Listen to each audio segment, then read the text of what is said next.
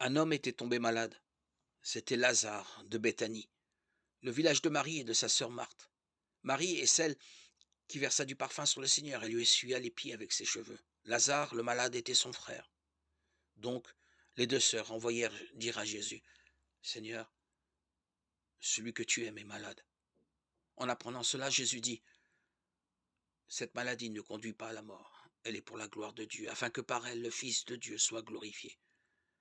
Jésus aimait Marthe et sa sœur, ainsi que Lazare. Quand il apprit que celui-ci était malade, il demeura pourtant 2 jours à l'endroit où il se trouvait.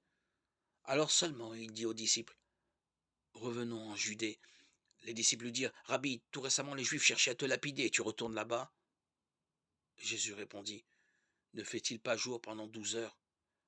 Celui qui marche pendant le jour trébuche pas, parce qu'il voit la lumière de ce monde. Mais celui qui marche pendant la nuit trébuche, parce que la lumière n'est pas en lui.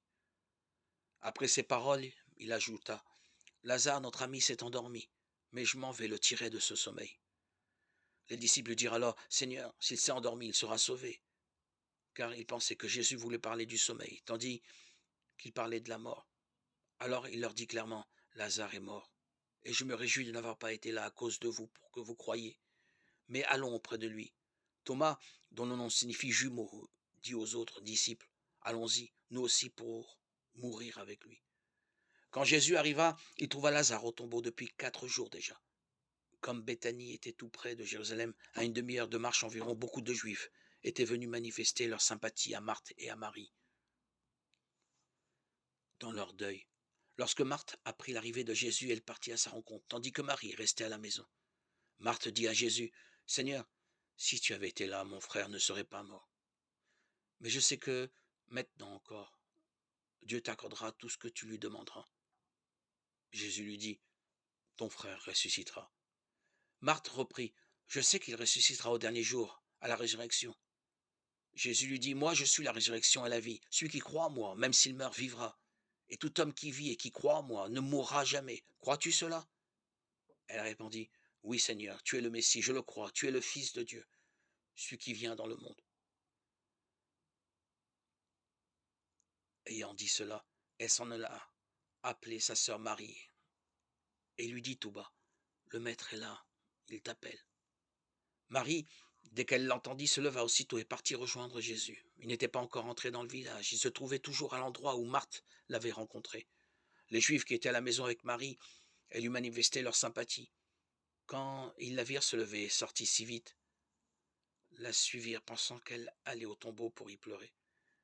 Elle arriva à l'endroit où se trouvait Jésus. Dès qu'elle le vit, elle se jeta à ses pieds et lui dit, Seigneur, si tu avais été là, mon frère ne serait pas mort. Quand il vit qu'elle pleurait et que les Juifs venus avec elle pleuraient aussi, Jésus fut bouleversé d'une émotion profonde. Il demanda, où l'avez-vous déposé? Ils lui répondirent, viens voir, Seigneur. Alors Jésus pleura. Les Juifs se dirent, voyez comme il l'aimait. Mais certains d'entre eux disaient, lui qui a ouvert les yeux de l'aveugle, ne pouvait-il pas empêcher Lazare de mourir? Jésus, repris par l'émotion, arriva au tombeau. C'était une grotte fermée par une pierre. Jésus dit, enlevez la pierre. Marthe, la sœur du mort, lui dit, mais Seigneur, il sent déjà, voilà 4 jours qu'il est là. Alors Jésus dit à Marthe, ne te l'ai-je pas dit? Si tu crois, tu verras la gloire de Dieu. On enleva donc la pierre. Alors Jésus leva les yeux au ciel et dit, Père, je te rends grâce parce que tu m'as exaucé. Je savais bien, moi, que tu m'exauces toujours. Mais si j'ai parlé, c'est pour cette foule qui est autour de moi, afin qu'ils croient que tu m'as envoyé. Après cela, il cria d'une voix forte, Lazare, viens dehors. Et le mort sortit, les pieds et les mains attachés, le visage enveloppé d'un suaire. Jésus leur dit, déliez-le et laissez-le aller. Les nombreux Juifs qui étaient venus entourer Marie et avaient donc vu ce que faisait Jésus crurent en lui. Mais quelques-uns allèrent trouver les pharisiens pour leur raconter ce qu'il avait fait. Les chefs des prêtres et les pharisiens convoquèrent donc le grand conseil. Ils disaient, qu'allons-nous faire? Cet homme accomplit un grand nombre de signes. Si nous continuons à le laisser agir, tout le monde va croire en lui et les Romains viendront détruire notre lieu saint et notre nation. Alors, l'un d'entre eux, Caïphe, qui était grand prêtre cette année-là, leur dit, vous n'y comprenez rien? Vous ne voyez pas quel est votre intérêt? Il vaut mieux qu'un seul homme meure pour le peuple et que l'ensemble de la nation ne périsse pas. Ce qu'il disait là ne venait pas de lui-même. Mais comme il était grand prêtre, cette année-là, il fut prophète en révélant que Jésus allait mourir pour la nation. Or, ce n'était pas seulement pour la nation, c'était afin de rassembler dans l'unité les enfants de Dieu dispersés. À partir de ce jour-là, le grand conseil fut décidé à le faire mourir. C'est pourquoi Jésus ne circulait plus ouvertement parmi les Juifs. Il partit pour la région proche du désert, dans la ville d'Éphraïm, où il séjourna avec ses disciples. Or, la Pâque des Juifs approchait et beaucoup montèrent de la campagne à Jérusalem pour se purifier avant la fête. Ils cherchaient Jésus dans le temple, ils se disaient entre eux, qu'en pensez-vous? Il ne viendra sûrement pas à la fête. Les chefs des prêtres et les pharisiens avaient donné des ordres.